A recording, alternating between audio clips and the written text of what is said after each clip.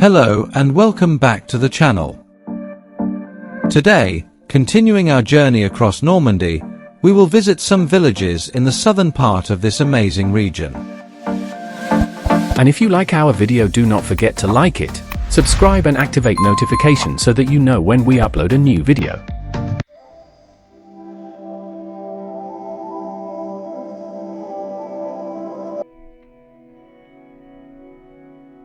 We continue exploring Normandy, and this time, after visiting the small village of La Carnée, we will tour several villages in the southern region, arriving first at Domfront.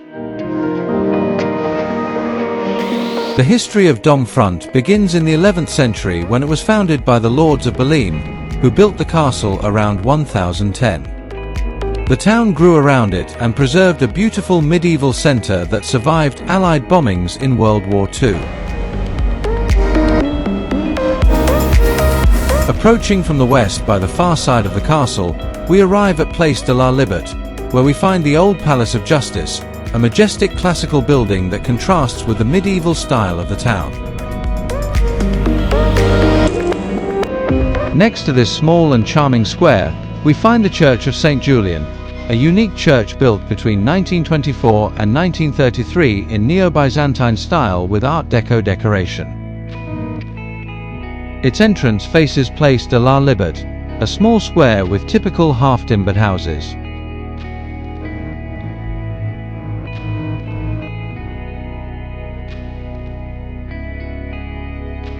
Very close is Place du Panorama, a viewpoint offering beautiful views over Domfront and surroundings.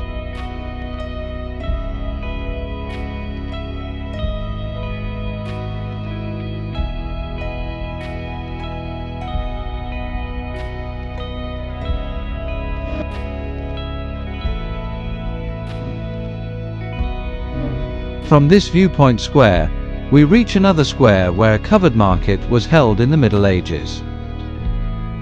There we find the town hall, built on the former St. Anthony convent, destroyed in 1847, and it also houses the Charles Leandre Museum, dedicated to the Norman painter and caricaturist.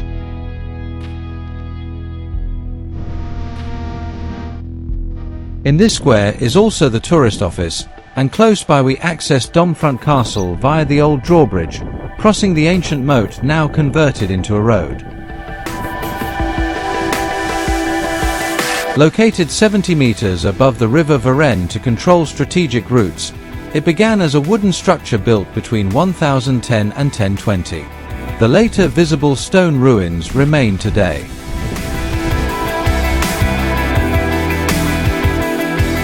One of these stone structures is the large keep, 25 meters tall, of which only two thick sections remain. It is worth exploring the inner 1.5 hectare castle grounds, though few original buildings remain.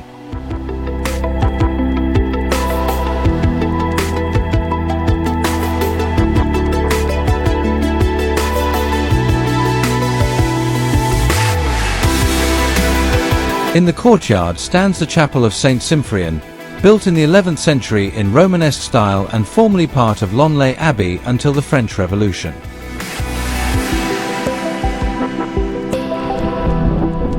Leaving the castle, we walk down St. Julien Street. Most houses are of sandstone and granite, interspersed with timber-framed houses, rendering the beautiful St. Julien Square a highlight.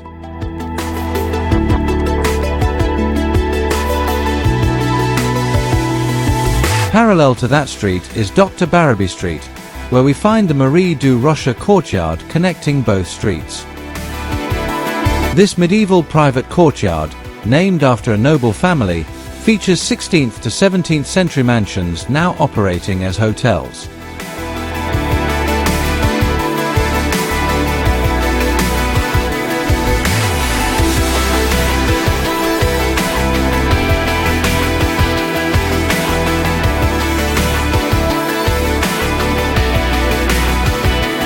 Further along Dr. Barraby Street, passing Place de la Liberté, we enter Grande Rue, at the end of which stands the Alençon Gate, the southern entrance in the 13th century town walls, still flanked by towers in a pleasant stroll that closes our visit to this charming medieval town.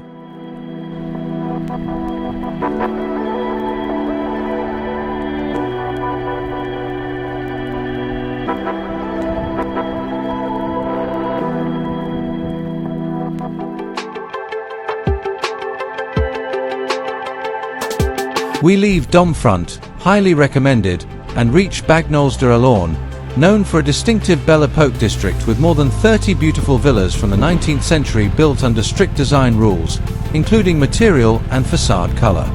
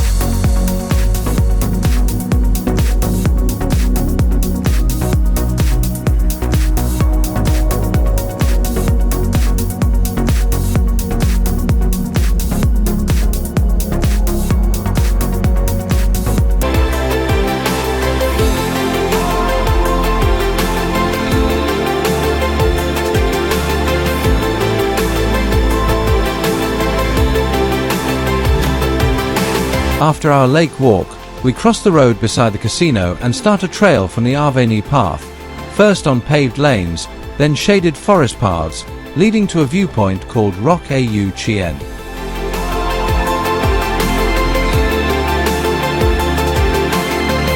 From there we enjoy panoramic views of the Spa station, for which Bagnoles-de-l Orne is famous since the late 17th century.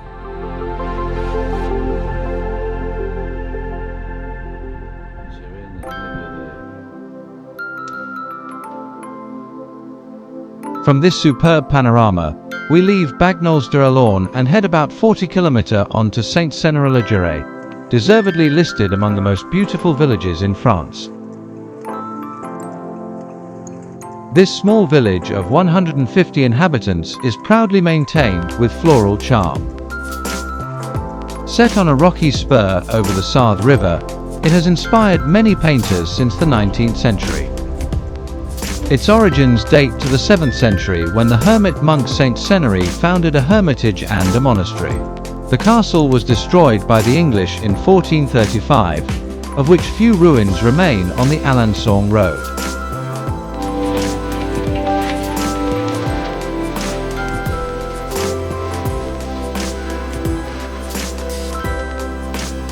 As noted, it sits next to the Sarthe River, leading to the Le Pont district.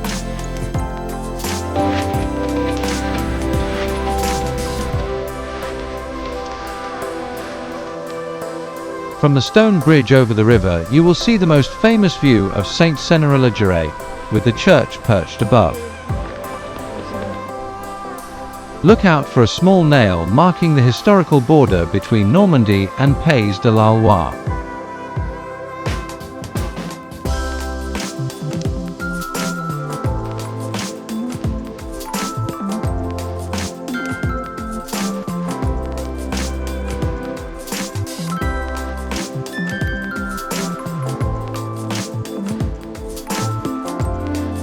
From the riverside we climb back into the village, passing the Sisters Moïse Hostel, now the tourist office, where many painters once stayed.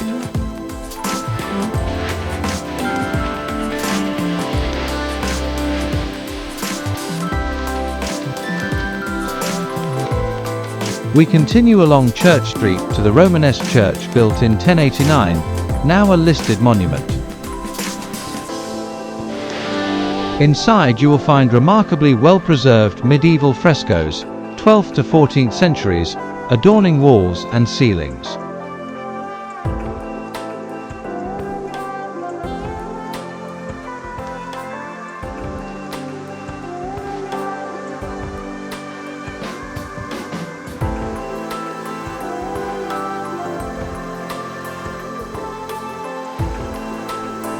Exiting to its left side, you see a beautiful panorama over the Sarthe River.